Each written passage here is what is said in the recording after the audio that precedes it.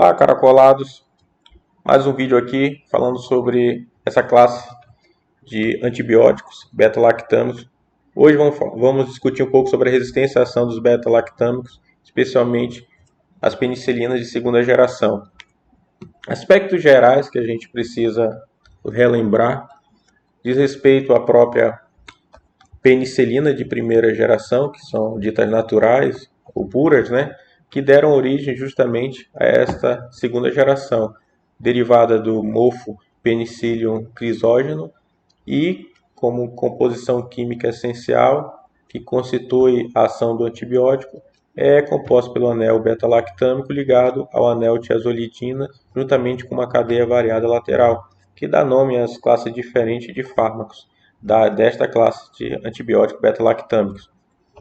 Os mecanismos de ação desta classe de antibióticos justamente decorre dessa estrutura química essencial, que é o anel beta-lactama, que juntamente com a enzima transpeptidase se liga irreversivelmente. Essa enzima é uma enzima bacteriana responsável pela ligação cruzada covalente entre as cadeias peptídicas, formando pontes peptídicas justamente na parede celular bacteriana, essencial para a remodelação, tanto no processo de crescimento como de replicação bacteriana. O anel beta-lactama do antibiótico penicilina justamente se liga a essa enzima, inativando ela, pois ela não pode servir como catalisador para a reação de ligação dessas pontes peptídicas da parede bacteriana. Com isso, a célula perde essa proteção, a parede bacteriana se deteriora, logo, a pressão osmótica exercida pelo meio externo em relação ao meio interno citoplasmático bacteriano, que é hiperosmolar, causa uma passagem tanto de íons como da própria água. Isso torna a célula entumecida ao ponto de explodir, romper, e é a partir disso que a ação do antibiótico da classe beta-lactâmico se torna efetiva, com a morte ou lise celular bacteriana. Bem, falado um pouco sobre essa introdução de forma bem resumida, passemos então aos principais mecanismos de resistência bacteriana após o tempo, de contato com esses antibióticos. Algumas bactérias desenvolveram mecanismos de defesa à penicilina. A primeira delas é a inativação enzimática da penicilina pela ação de uma enzima beta-lactamase, também chamada de penicilinase. Outro mecanismo é a redução de permeabilidade da parede celular bacteriana ao próprio antibiótico penicilina. Alterações conformacionais nos domínios das proteínas ligadoras da penicilina, um desses domínios, o domínio das transpeptidases, e o próprio fenômeno da tolerância ao antibiótico, também desenvolvido pelas bactérias e micro-organismos. Bem, os inibidores da enzima beta-lactamase, ou também chamada de penicilinase, eles não são justamente uma resposta, são fármacos que trazem uma resposta à biossíntese das enzimas beta-lactamase desenvolvida pelas bactérias. Portanto, eles inibem a ação dessa enzima, que sua principal função é justamente destruir o anel beta-lactâmico da penicilina, especificamente as penicilinas de primeira geração, por meio de uma hidrólise enzimática que causa, no caso, o desfazimento do anel beta-lactâmico, que é a principal estrutura e mecanismo de ação das penicilinas. Então, esses fármacos de segunda geração vão justamente inibir essa enzima biosintetizada pela bactéria, também chamada de penicilinase.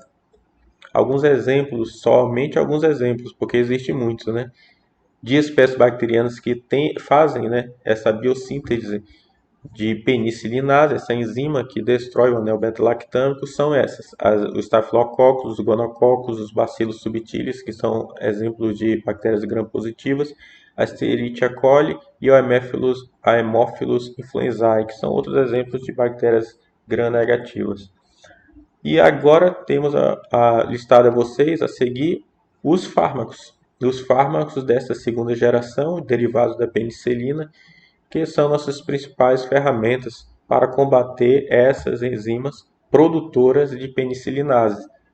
os 6 primeiros que eu pude relacionar a vocês. Dentre eles, eu dou destaque aos 3 primeiros. Vamos citá-los: dicloxacilina, nafcilina, oxacilina, cloxacilina, flucloxacilina e meticilina. A partir de agora eu vou falar a cada um deles, mas só especificamente os 3 primeiros, que são mais interessantes para a prescrição. Não vou entrar aqui em detalhes sobre os restantes e nem maiores especificações, pois esse não é o objetivo do vídeo. O vídeo é mais para ilustrar os antibióticos e as suas vantagens ou desvantagens com relação a esses critérios que eu listei.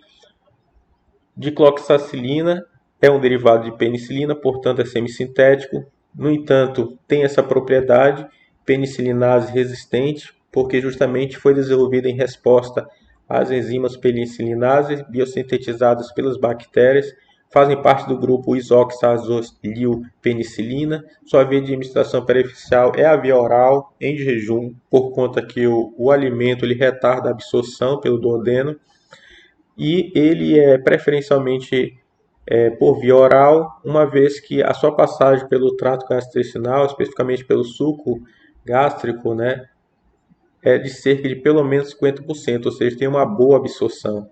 Sua excreção renal é bem grande, né, de 60% de substâncias inalteradas que podem ser secretadas de modo tubular, no caso vão se apresentar na urina, com a metabolização somente de 10%, ou seja, então a sobrecarga maior é no sistema renal. Sua meia-vida é rápida, célere no organismo, de 30 a 40 minutos, especialmente em paciente com função renal normal. E suas principais indicações, nós sabemos que existem muitas outras, eu só estou aqui exemplificando, por exemplo, contra os Staphylococcus aureus, biosintetizadores, é claro, de penicilinase, nas infecções, por exemplo, de pele, tecido mole, trato respiratório, geniturinário e articulações. O outro antibiótico que eu acho importante é a nafcilina, também é um derivado da penicilina, portanto semissintético. Possui o atributo, claro, de penicilinase resistente, ou seja, ele inibe a penicilinase, a exemplo dos outros antibióticos desta segunda geração de penicilinas. Sua via de administração pericial, diferentemente da dicloxacilina, é parenteral, pois a sua via oral, mesmo em jejum, ela tem baixa absorção do duodenal, no caso, cerca de 10 a 20% pela passagem do trato gastrointestinal, ou seja, o suco gástrico compromete bastante a absorção da droga. Por essa razão, as melhores vias são as parenterais, a exemplo da intramuscular e intravenosa. A excreção biliar também a de maior excreção, com a metabolização chegando a 60%, restando apenas 10% de excreção renal pela urina, ou seja, bem o contrário do que é a dicloxacilina, onde a excreção renal é muito maior do que a própria passagem pela função, pelo sistema hepático. A nafcilina já é o contrário, a maior sobrecarga da função hepática. Sua meia-vida também não excede 80 minutos, um pouco mais em relação à dicloxacilina, e claro que sempre considerando o paciente com função renal normal, e suas principais indicações são infecções graves do Staphylococcus aureus, também, claro, biosintetizador de penicilinase. O próximo antibiótico da classe de beta-lactâmicos de segunda geração, de penicilina de segunda geração, é a oxacilina, também uma penicilina, portanto derivada da penicilina, claro que semissintética, porque desenvolvida exatamente para isso, para inibir a penicilinase, por isso ela é chamada de penicilinase resistente, também do grupo isoxazolilpenicilina. Sua via de administração perficial, exemplo da nafcilina, é também a parenteral, portanto intramuscular e intravenosa, vez que a via oral, a exemplo da nafcilina, tem uma baixa absorção, cerca de apenas 30%, quando dá passagem do trato gastrointestinal.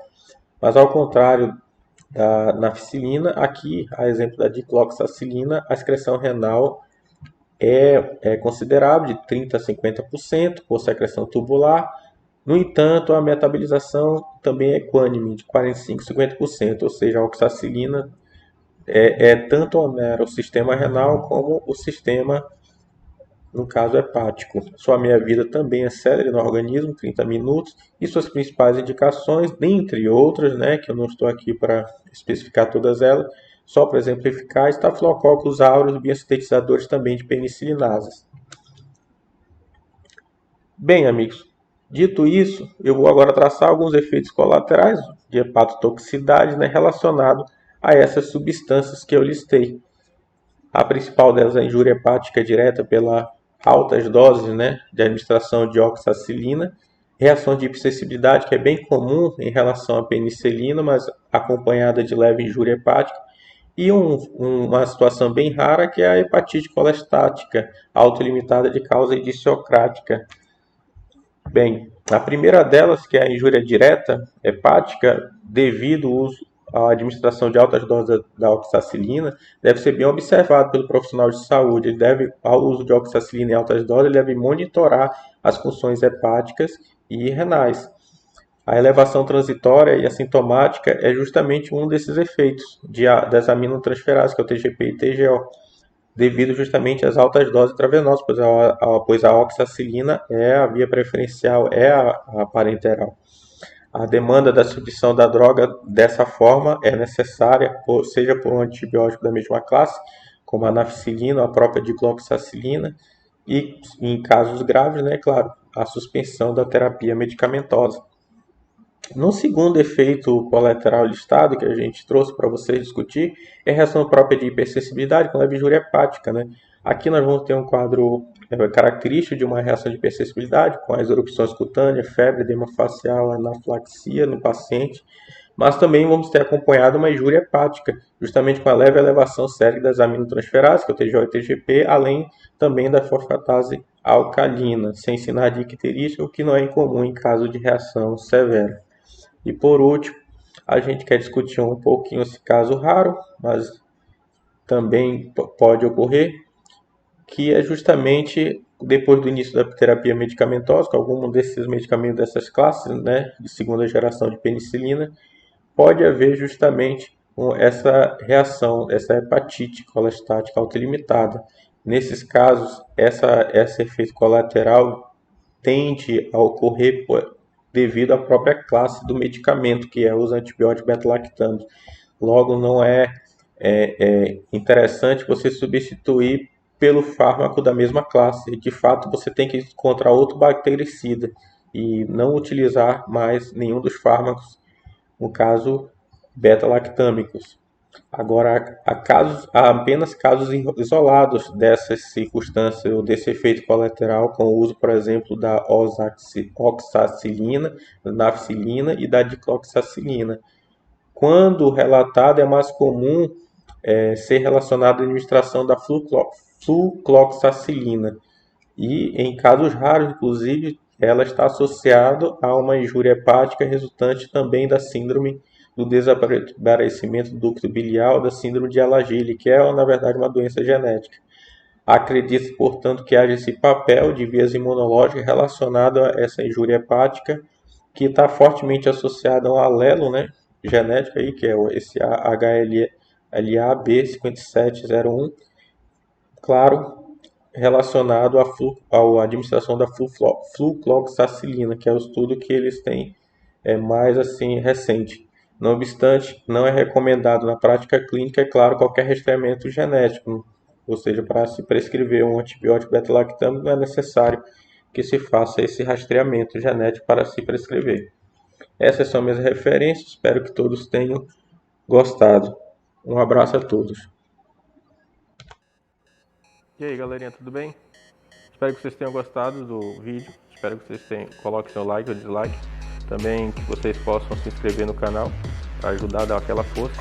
Especialmente também colocar o cliquezinho nas notificações para que vocês possam avisar dos próximos vídeos. Lembrar de compartilhar aí para a galera que precisa. Lembrando que meu foco é exatamente esse, mais na área de saúde, estudo relacionado a medicamentos ou mesmo terapias. É o meu foco. Espero que vocês gostem e compartilhem do mesmo assunto. Um abraço a todos aí. Lembre sempre da máscara. Um abraço.